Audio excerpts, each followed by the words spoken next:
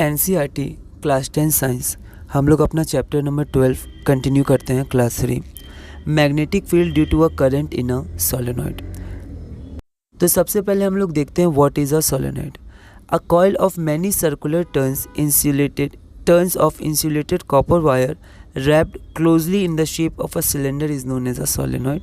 तो यहाँ पर सर्कुलर टर्न्स हैं, आसपास रहते हैं, बहुत पास और एक सिलेंडर का रूप लेते हैं, तो ये आपका क्या होता है, सोलेनॉइड होता है। Represent the magnetic field lines around a current carrying solenoid. तो यहाँ पर हमारे पास एक सोलेनॉइड है, यहाँ पर हमारे पास सर्किट है, ठीक है। तो कैसे हमारा फील्ड लाइंस होता है, ऐसे ही होता है, ऐसे करके लूप बनाएगा, यहाँ से फिर यहाँ से, ठीक है, फिर ऐसे आएगा, ओके। तो यहाँ पर हम लोग करंट का डायरेक्शन देख लेते हैं।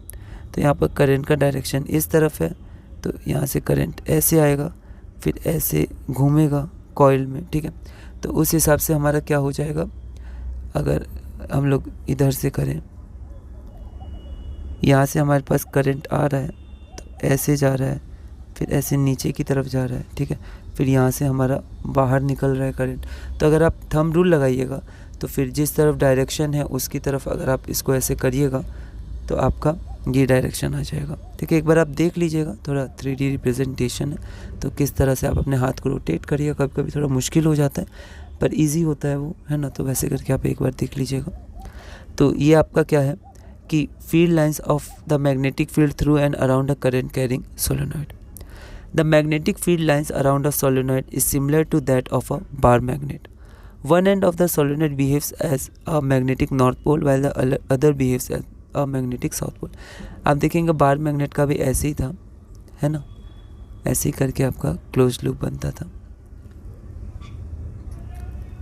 As the south pole, the field lines inside the solenoid. तो यहाँ पर one end of the solenoid behaves as a magnetic north pole while the other behaves as the south pole. The field lines inside the solenoid are in the form of parallel straight lines में होते हैं. This indicates that the magnetic field is the same at all points inside the solenoid. That is, the field inside the solenoid is uniform. ठीक है, तो ये क्या होते हैं, पैरेलल होते हैं एक दूसरे के, ठीक है। और जो फील्ड क्या होता है सोलेनॉइड के, वो क्या होता है, पैरेलल होता है इनसाइड द सोलेनॉइड, मतलब यूनिफॉर्म होता है इनसाइड द सोलेनॉइड. अगला क्वेश्चन है, what is an electromagnet. A strong magnetic field inside a solenoid can be used to magnetize a piece of magnetic material like soft iron when placed inside the coil. The magnet so formed is called an electromagnet. तो ये देखिए आपका solenoid है, यहाँ पर एक steel की rod रखी, ठीक है, फिर करंट पास किया तो अंदर आपका मैग्नेटिक फील्ड बनेगा. तो ये मैग्नेटिक फील्ड क्या करता है, जो सॉफ्ट आयरन है उसको थोड़ी देर के लिए, मतलब डिपेंड करता है करंट पे और बाकी चीज़ों पे, कि वो इसको क्या करता है, इलेक्ट्रोमैग्नेट में कन्वर्ट कर देता है, ठीक है. तो current carrying solenoid coil is used to magnetise steel rod inside an electromagnet. कितना समय के लिए चाहिए, कैसा चाहिए, वो हम लोग डिपेंड करते हैं अलग अलग फैक्टर्स, करंट पे और टर्न्स पे, ये सब का, ठीक है. Force on a current carrying conductor in a magnetic field. An electric current flowing through a conductor produces a magnetic field. ये हमने देखा था. The field so produced exerts a force on a magnet placed in the vicinity of a conductor. बगल में रखेंगे तो force लगेगा उस मैग्नेट पर due to the magnetic field produced by the current carrying conductor. The magnet also exerts an equal and opposite force on the current carrying conductor. तो जो magnet है वो भी क्या करता है, फोर्स लगाता है, ठीक है. The magnet also exerts an equal and opposite force on the current carrying conductor. अगला हमारे पास है डायरेक्शन ऑफ द फोर्स, ठीक है. तो अगर इलेक्ट्रिक जो वायर है वो फोर्स लगाएगा मैग्नेट पे, तो मैग्नेट भी अपना मैग्नेटिक फील्ड प्रोड्यूस करेगा, तो वो करंट कैरिंग वायर पे, कंडक्टर पे फोर्स लगाएगा वो भी. डायरेक्शन क्या होता है इस फोर्स का, तो the direction of the force on the conductor depends upon the direction of the current. Current का डायरेक्शन क्या है और मैग्नेटिक फील्ड का डायरेक्शन क्या है, और साथ में मतलब दो पे डिपेंड करता है, द डायरेक्शन और मैग्नेटिक फील्ड, और तीसरा खुद डायरेक्शन ऑफ फोर्स. ओके.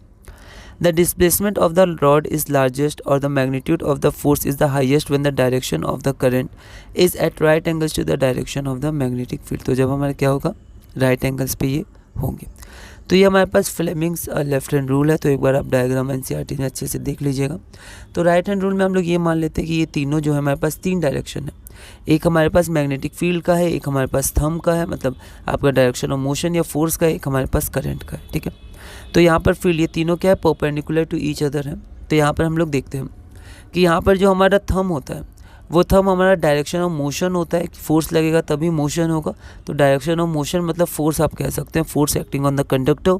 जो आपका इंडेक्स फिंगर होता है वो आपका मैग्नेटिक फील्ड को रिप्रेजेंट करता है, और जो आपका मिडिल फिंगर होता है वो हमारा करंट को रिप्रेजेंट करता है। तो ये हमारे पास 3 फिंगर्स हैं, तो यहाँ पर ये राइट एंगल है, तो हम लोग इसको ऐसे देख सकते हैं, ठीक है।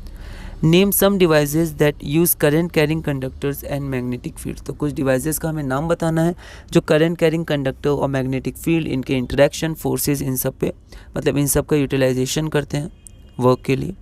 तो some devices that use current carrying conductors and magnetic fields are, पहला इलेक्ट्रिक मोटर, दूसरा इलेक्ट्रिक जनरेटर, इनके बारे में 12th में हमें पढ़ना है अच्छे से, loud speakers, microphones, music instruments ऐसे। अगला है which are the 2 main organs in human body where the magnetic field is produce significantly. तो मैग्नेटिक फील्ड कहाँ प्रोड्यूस होता है अच्छे से, ह्यूमन बॉडी में, ठीक है। कई जगह होता है, लगभग हर जगह होता है, पर सिग्निफिकेंट कहाँ होता है, तो हार्ट में और ब्रेन में। तो MRI टेक्नोलॉजी ये सब के बारे में थोड़ा सा आप पढ़ सकते हैं, और भी पढ़ सकते हैं, पर NCERT में थोड़ा ब्रीफ में इसको समझाया गया है। तो इसी के साथ हमारा क्लास नंबर 3 पूरी होती है, और साथ में ये चैप्टर भी हमने ब्रीफ में कंप्लीट कर लिया। अब हमारे पास बस एक टॉपिक बचा है जो कि है domestic electric circuits. Earth wire क्या होता है, लाइव वायर क्या होता है, मेन वायर क्या होता है, कैसे अप्लायंसेस को हम लोग पैरेलल में ज्वाइन करते हैं, क्यों ज्वाइन करते हैं, मेन फ्यूज़ क्या होता है, क्यों इंपॉर्टेंट होता है, ठीक है। तो ये सब हम लोग अगली क्लास में, मतलब जब भी फिर मैं अपलोड करूँगा उसको करूँगा, और क्वेश्चंस ही बचेंगे। तो ये पेंडिंग टॉपिक और साथ में क्वेश्चंस, इसको हम लोग बाद में करेंगे। अभी के लिए ब्रीफ में हमने क्या किया, ये चैप्टर अपना पूरा कर लिया है। अगली वीडियो में हम लोग अपना चैप्टर नंबर 13 करेंगे। फिजिक्स हमारा कंप्लीट हुआ। चैप्टर नंबर 13 में सबके कॉन्सेप्ट से बेसिकली EVS का चैप्टर है, और उसके बाद हमारा बायोलॉजी बच जाता है। तो अगले हम लोग धीरे धीरे ये कंप्लीट करेंगे। तो अगली वीडियो से हम लोग चैप्टर नंबर 30 इन्वायरमेंट के बारे में शुरू करेंगे। तो इस वीडियो में हमने क्लास नंबर 3 और क्वेश्चन नंबर 18 है ना, नहीं 16, क्वेश्चन नंबर 16 तक हमने कंप्लीट किया। अगली वीडियो में हम लोग अपना अगला चैप्टर शुरू करेंगे, और धीरे धीरे क्लास 10 साइंस NCERT CBSE में आगे बढ़ेंगे।